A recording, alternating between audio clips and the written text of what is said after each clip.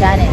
Guys, nandito po ako ngayon sa Cartagena, Colombia, kung saan meron po kaming nagaganap na tour dito.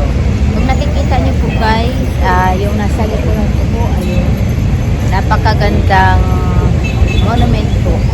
Yan, ito, napakagandang history po. At papunta po kami dyan guys sa lugar na yan, papasukin namin yan.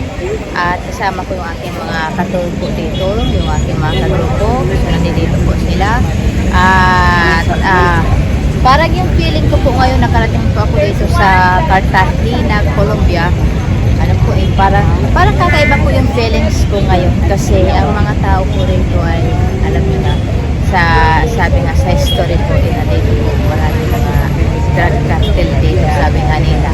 So parang iba yung tingin ko sa mga tao rito dahil parang ano sila, pag nagtitinda sila ng kanilang mga paninda, parang nanghaharas ganon.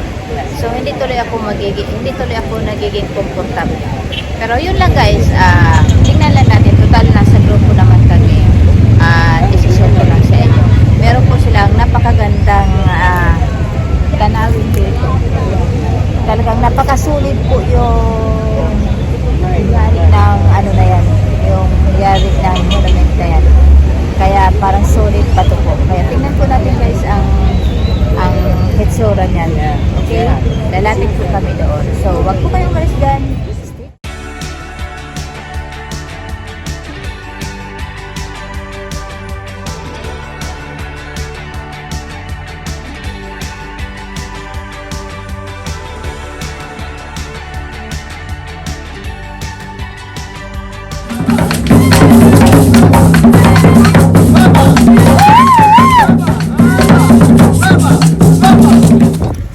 Nandito kami ngayon sa fishing nila guys sa isang village kung saan papakita nila yung pinakahanap buhay po nila rito at ayan, parang magdilimos sila. So tingnan po natin guys at panoorin natin ang kanilang gagawin. Okay?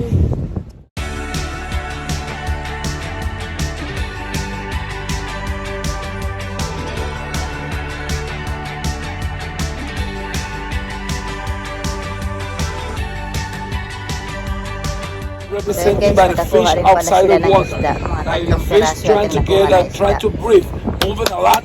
That's the Mapale song. It's done like that. And the cumbia.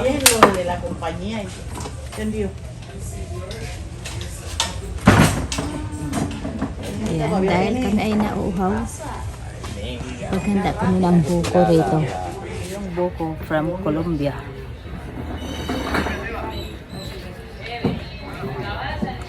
Diba? Ang cute ng buko nila, ang liit oh. May tisay. Diba?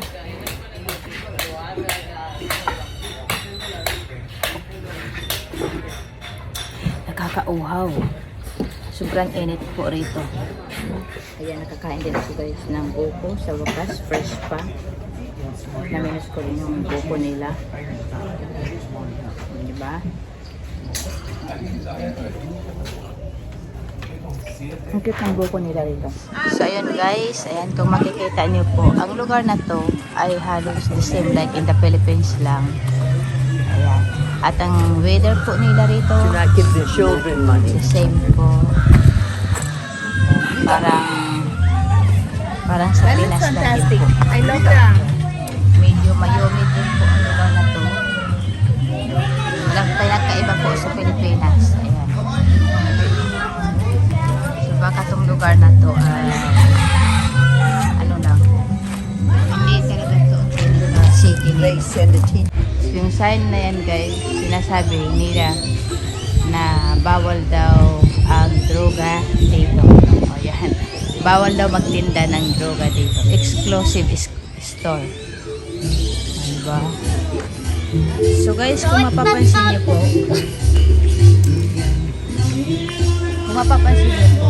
yan, nai-imagine ko na po ang aking bansa. Na nai-imagine ko na po yung aking lugar sa Pinas. Yan, halos ganito po. Ayan, kung makikita niyo. Ganito ang Traditional lugar. fish or local meal. Oh, may nagtitinda pa rin ito. What was the other fish? The lobster, I know. Yeah, and fish. Snapper. Snap? Snapper. Red They fried do, snapper. because they do ice cream. Hindi ko po alam. Ito pala yung nakuha kong tour. So, dinala kami dito sa mga parang masabi ko, hindi naman tumatawag na squatter area kasi mga sementado. Pero para siguro dito sa kanila, ito na yung pinaka-squatter nila dito. So, makikita mo yung mga kabataan dito. Yan. Halos ganyan din sila nakatayo sa street. Yan, mga ganyan din. Mga makikita mo. So kahit pa paano nakakamiss din yung Pilipinas. Pag makakakita ako ng mga ganito, naalala ko rin sa probinsya. Ganyan na ganyan.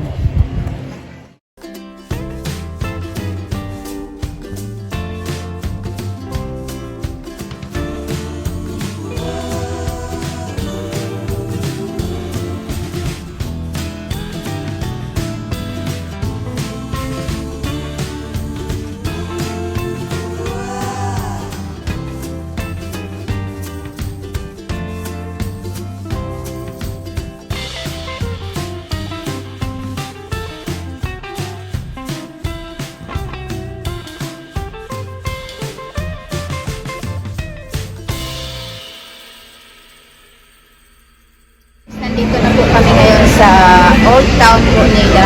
Dito.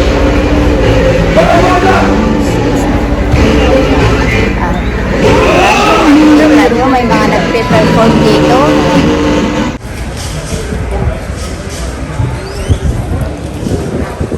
Yan, ito na po yung pinaka Old Town po nila rito, guys. Ayan. Naligaw ako doon sa aking tour guide. Ang dami kasing tao Ayan, nandito na sila. There's a sunlight here in the wall right there. Look at the time. It is 1:23. The shadow of the stick is between 1 and 2. Showing the time. On the moment.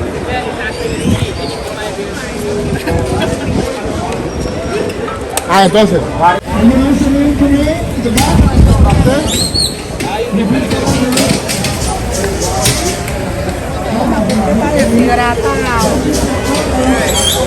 Kailangan talasan ko aking paningin para hindi ako maligaw sa dahil ang daming tao. Hindi ako maligaw sa aming store. Hindi lang kami guys, mga 8 lang kami magkakasama.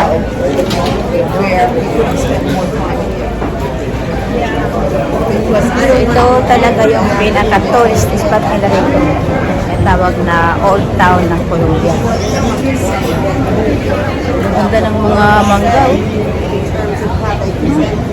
Gusto kong kumain kaso baka maiwan ako.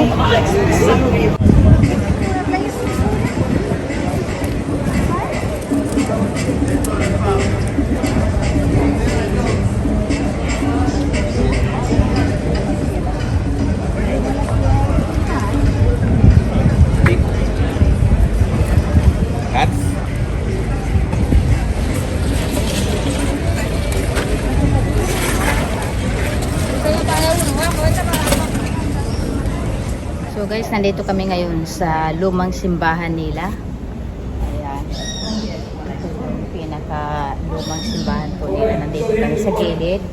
At kapapasok kami doon sa loob at titingin lang po kami. Okay? So dyan lang po kayo guys. Huwag kayong umalis at hindi pa nagtatapos ang aking tour for today.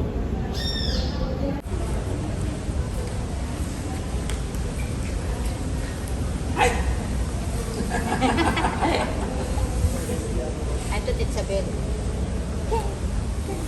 No, that's not a pulley. Huh? It's a pulley. Oh, I think this is Yeah, just... no, it is a cistern. A system to collect water. Oh, this is... You roll here and you just And run. then... That's what Balloon.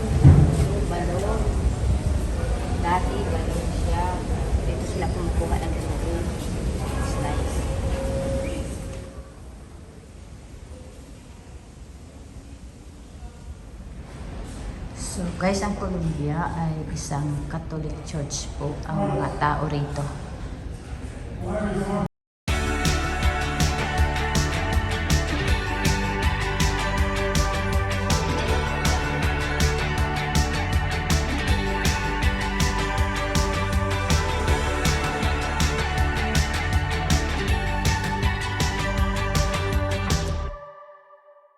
So guys, itong room po na to guys ay isang confession room. Ayan. Sabi nga ng aming tour guide, dito daw ang confession room ay hindi po magtatago, kundi talagang face to face po. Kung meron po mag-confess. Ayan, face to face daw po sila.